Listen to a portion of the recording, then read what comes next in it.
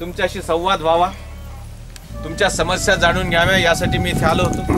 गावाची माहिती घेतली। माझी कळकळीची विनंती आहे, आमच्या बाया बापड्यांना विनंती आहे, आपली संस्कृती अशी नव्हती।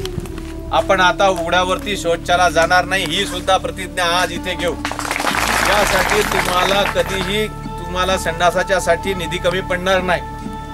आम्ही आता तुमच्याजवळ जागा नसली, सरकारी जागा असेल तरीही त्या सरकारी जागेत संडास बांधून देऊ हा तुम्हाला मी निर्णय सांगतो। कारण तुमचीच जागा पाहिजे असं नाही, ई क्लासची जागा असेल, शासकीय जागा असेल तरीही आम्ही तुम्हाला आता तिथे संडास बांधून देऊ। तुम्ही फक्त हो म्हणा।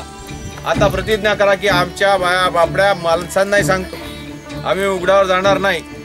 जेव्हा बाहेर देशात जातो तेव्हा आम्ही आमच्या संस्कृतीच्याने ओळखल्या जातो। भारत फक्त एकमेव देश असा आहे की जो आपल्या संस्कृतीमुळे ओळखला जातो। पण त्याच भारत देशामध्ये उघड्यावरती शौचाला कोणी जात असेल तर आपली मान खाली जाते।